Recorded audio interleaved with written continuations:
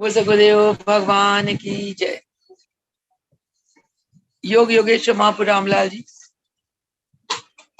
योग मार्तंड मुल्केश्वर भगवान, हम सभी के प्राणाधार सत्स्वरूप दिलाई जला सदगुरु स्वामी देवीलाल महाराज जी के श्री श्री चरण कमलों में हम सभी बच्चों का साष्टांग दंडवत प्रणाम स्वीकार हो।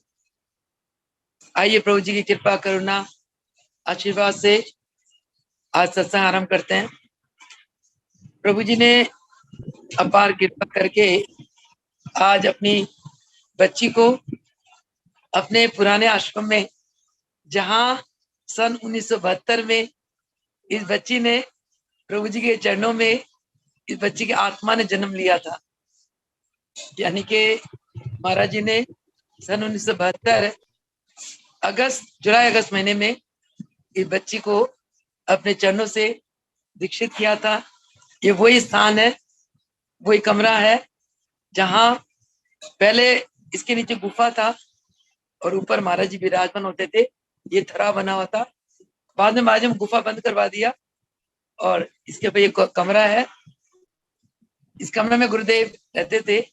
उसके बाद मेरी बड़ी बहन शारदा बहन जी रही और आज वो बहन जी हमारे बीच में नहीं रही। तो भगत कई दिनों से बहुत ही बुला रहे थे कि दीदी आप आओ आप आओ। आपने तो दिल्ली आश्रम बुला दिया। तो कोरोना ने जैसे सबको एकदम बांध रखा था और सब अपने अपने घरों में बैठ गए थे।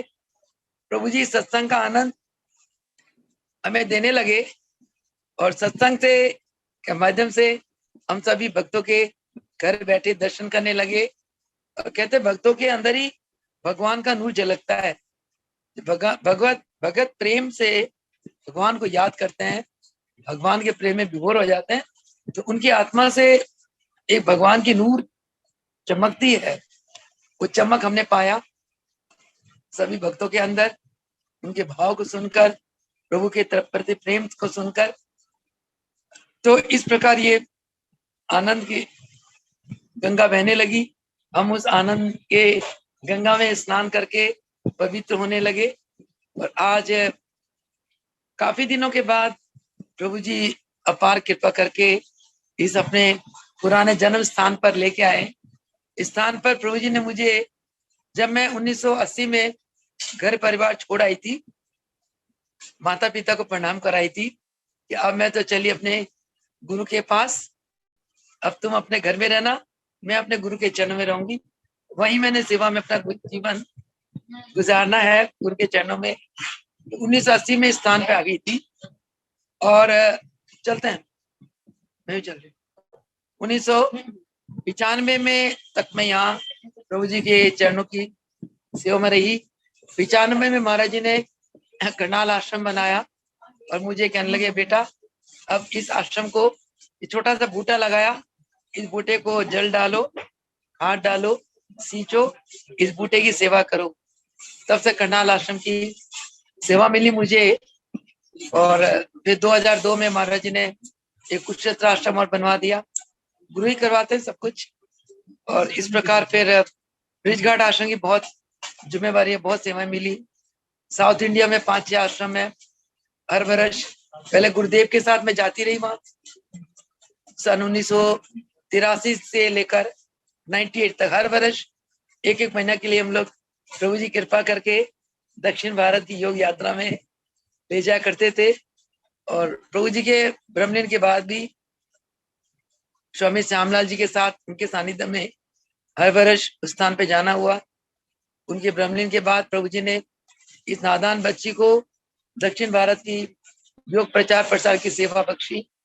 और वो भी 2 साल से वो बंद था कोरोना करके। इस साल प्रभु जी कृपा करके एक टोली, भक्तों की टोली को 29 दिसंबर को ले जा रहे हैं और 20 जनवरी की वापसी है। उसके बीच में भगत टुकड़ियों में जाएंगे। एक स्थान पर मुलक जयंती है मछलीपट्टनम में 10 तारीख को, गोलापुर गन्नावरम में 13-14 को और गोलापुर में 16 को, और 3 जनवरी से लेकर 10 जनवरी तक मछलीपट्टनम में कैंप है, गोलापुर में कैंप है। और इस प्रकार वहां का सेवा प्रभु जी ने इस साल बख्शी है। तो भक्तों के बहुत आग्रह पर आज दिल्ली आश्रम में आना हुआ। हालांकि आज राजपुरा में वार्षिक उत्सव हो रहा है। पवन जी भी उन्होंने बहुत रिक्वेस्ट करी कि बहन जी दर्शन देना, पर वही सो जो राम रच रखा, प्रभु जी ने मुख इधर मोड़ दिया दिल्ली के तरफ, और प्रभु जी यहाँ 1-1:15 बजे लेके आए। 11 बजे चली 11:15 खंडाल से। भगत बहुत भक्तों का तरफ से तांता ही बंधा हुआ है। बहुत भगत यहाँ आए हुए हैं और बड़ा आनंद, एक हर्ष उल्लास का माहौल बना हुआ है। मैं तो बड़ी गदगद हो रही हूँ यहाँ आकर। तो मौज यही थी कि चलो आज भक्तों के मुंह से ही उनके भजन और अनुभूति वगैरह सुने, पर कहते हैं कि भक्तों के आग्रह को टाल नहीं सकते। जैसे भक्तों ने कहा कि बहन जी थोड़ा सा सत्संग करो, आइए 15-20 मिनट का सत्संग करते हैं। कल हम लोग महापुरुष रामलाल जी की जीवनी का पाठ कर रहे थे। महापुरुष रामलाल जी की जीवनी में जो अलौकिक घटनाएं हमारे गुरुदेव ने लिखी है, उन घटनाओं के पर कल सत्संग चल रहा था। कल की जो घटना थी वो थी आत्म समर्पित रमा। रमा देवी एक बहुत ही प्रभु जी की अनन्य भक्तनी हुई, और प्रभु जी ने उसकी नदिया में रहने वाली थी वो, तो प्रभु जी ने उसकी सेवा, जैसे प्रभु जी यत्र तत्र भ्रमण करते हुए नदिया में पहुंचे, और ये कल के सत्संग में था। और नदिया से थोड़ी बाहर एक सुयोग्य स्थान देखा प्रभु जी ने, एक वहां शिव का मंदिर था।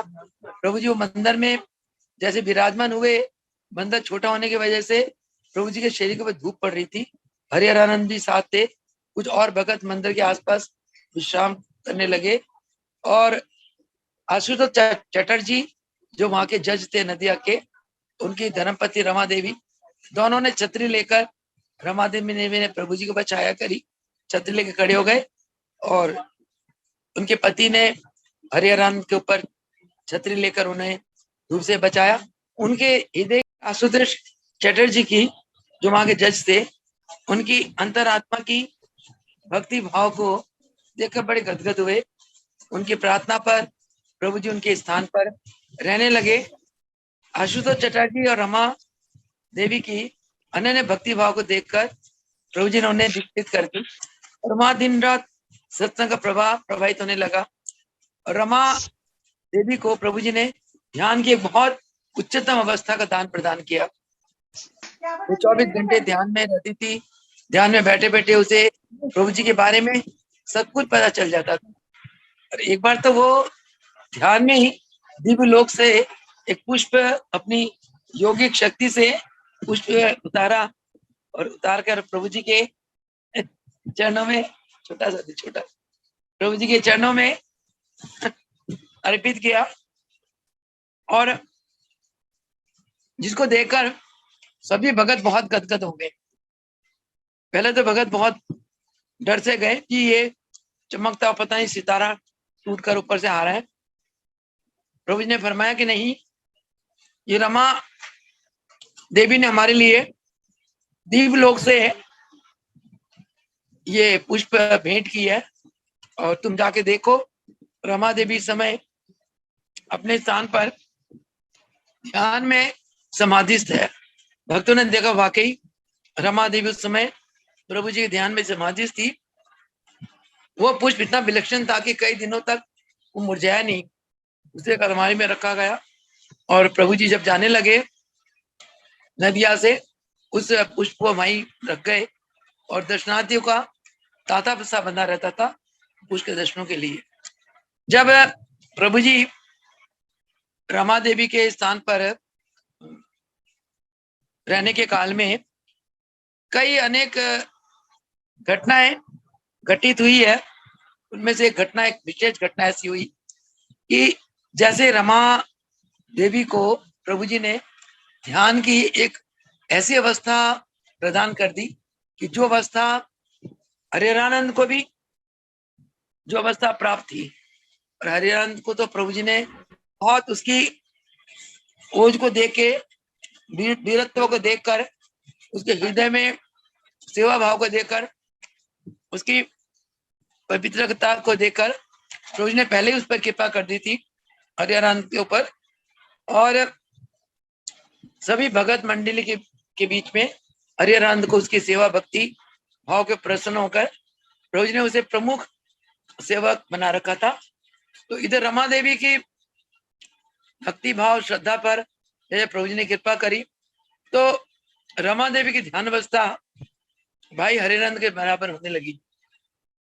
दोनों को ही प्रभु जी का के बारे में पहले ही ज्ञात हो जाता था कि अब प्रभु जी को भोग लगाना है, प्रसाद देना है, प्रभु जी को जल पिलाना है।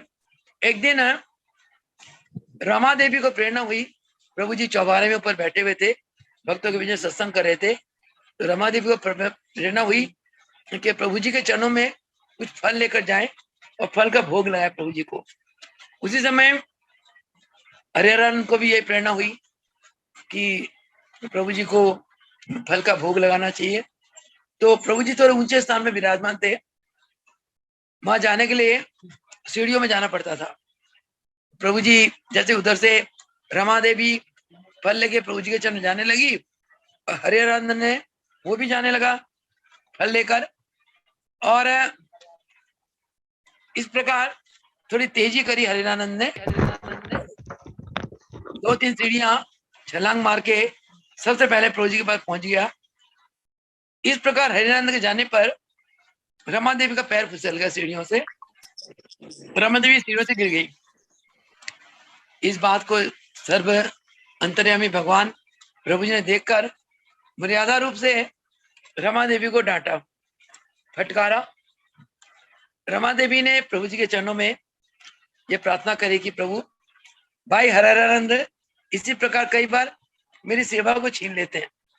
जैसे मेरे मन में आपकी चरणों के लिए कोई सेवा आती है तो हरिहरानंद वो सेवा पहले ही तेजी से जाके कर लेता था कि प्रभु आपके चरण में प्रार्थना है कि कुछ काल के लिए हरिहरानंद को समाधिस्थ कर दें, ताकि इस दासी को आप जी की अधिक से अधिक सेवा प्राप्त हो। प्रभु जी तो दया के सागर, और प्रभु जी ने उसे आशीर्वाद दिया हरिहरानंद को, और प्रभु जी का आशीर्वाद से हरिहरानंद समाधिस्थ हो गया। और रमा देवी खूब रज के प्रभु जी की चरणों की सेवा करने लगी, प्रभु जी से आशीर्वाद लेने लगी। कुछ दिन के बाद जब हरिहरानंद समाधि से उठे तो उन्होंने देखा कि मेरी सारी सेवाएं तो छीनी गई। और रमा देवी आगे से आगे बढ़ चढ़ के प्रभु जी की सेवा करने लगी। अपनी सेवा में न्यूनता देखते हुए हरिहरानंद को बहुत दुख हुआ, और उसने रमा देवी के लिए कुछ कुछ अपशब्द बोलने लगा।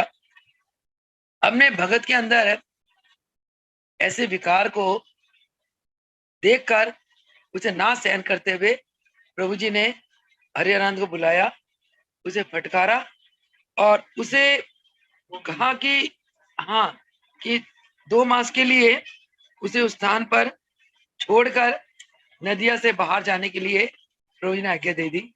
क्योंकि हमारे इस घटना से हमें यही लगता है कि एक तो जब हम प्रभु जी के प्रति अथाह प्रेम भक्ति भाव रखते हैं तो उनकी ईश्वरीय शक्तियां हमारे अंदर प्रकट होती है।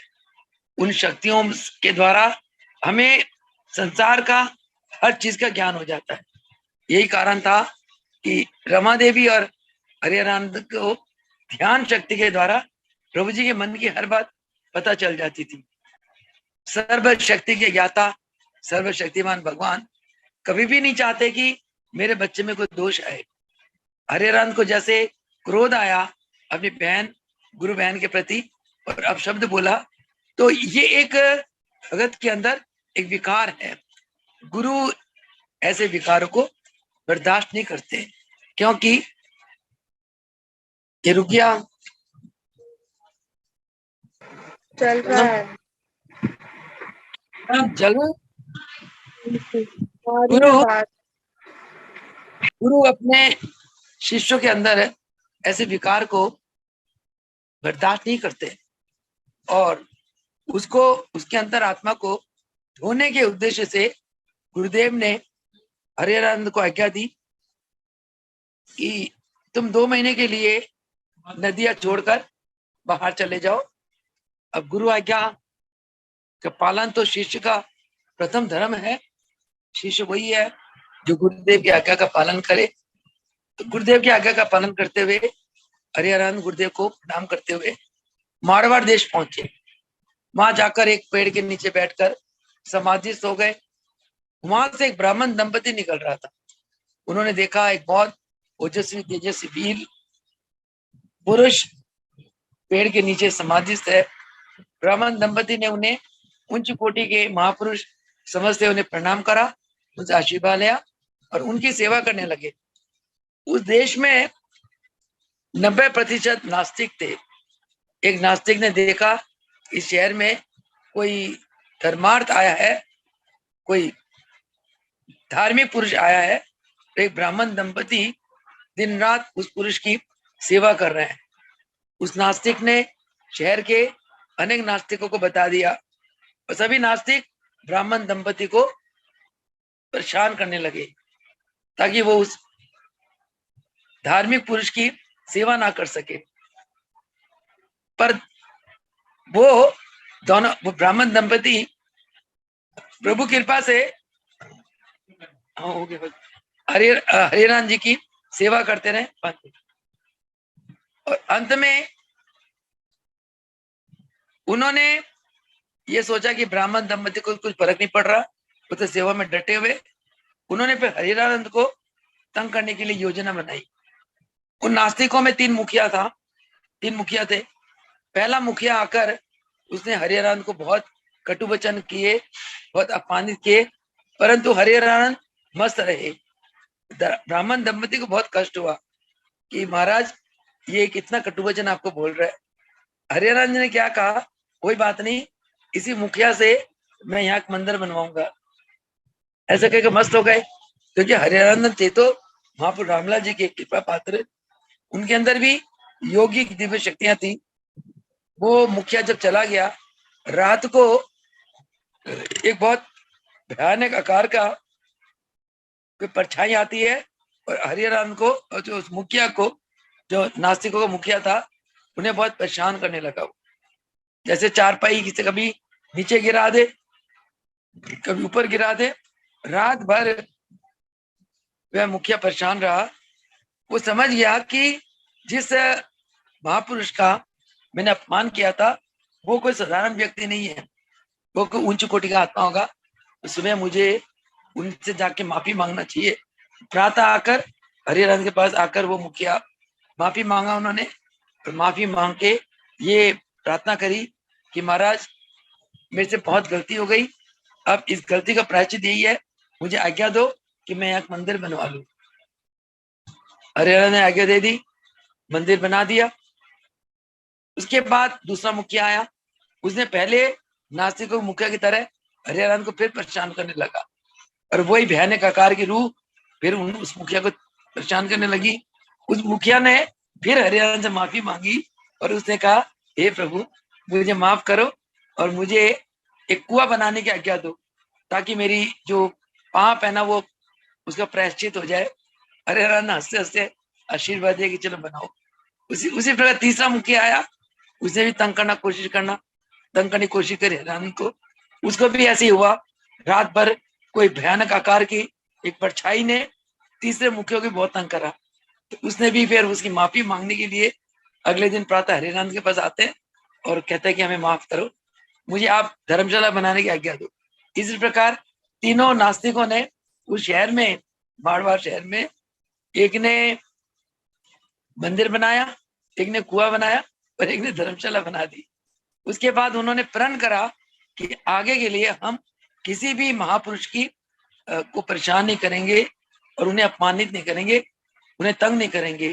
और उन्होंने सारे नास्तिकों को कह दिया कि हमने, हो गया बस लास्ट, सारे नास्तिकों को कह दिया कि हमने आज के बाद किसी भी महापुरुष को परेशान नहीं करना, अपितु हमने इनकी सेवा करनी है।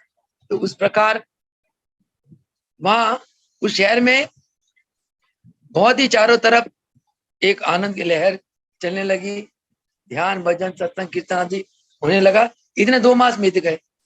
2 मास बीतने के बाद गुरुदेव की आज्ञा के अनुसार हरिहर आनंद फिर वहां गए, नदिया गए, प्रभु जी से आशीर्वाद मांग लिया और प्रभु जी ने उसे प्यार करके बहुत आशीर्वाद दिया और आशीर्वाद देके भगत मंडली के साथ नदिया से फिर अपनी प्रभु प्राप्ति की राह में उस यात्रा में चल पड़े। रमा देवी आशुतोष चटर्जी ने प्रभु जी को बहुत प्रार्थना करी, है प्रभु आप कुछ काल और भी यहाँ ठहरे, हम बच्चों को सेवा का मौका दे। परंतु कहते हैं कि पवित्र नदी और महापुरुष एक स्थान पर कभी नहीं रहते, वो चलते चले जाते हैं, जहां जहां जाते हैं वो अपनी दिव्य शक्तियां, अपनी खुशबू फैलाते जाते हैं। इसी प्रकार प्रभु जी ने रमा देवी आशुतोष चटर्जी को आशीर्वाद देते हुए, ध्यान संबंधी का दान वरदान देते हुए अपने मंडल के साथ अपनी योग यात्रा में आगे निकल पड़े। और इन्हीं शब्दों के साथ आज का सत्संग को समाप्त करती हूँ। वो सगुदेव भगवान की जय। बोले योग योगेश्वर महाप्रभु रामलाल जी की, मुल्केश्वर भगवान की, सत्सव देवदार भगवान की, सांचे दरबार की, योग दरबार की, मेरे जन्म स्थान योग देव मंदिर हमाशा दिल्ली तीर्थ स्थान की जय हो।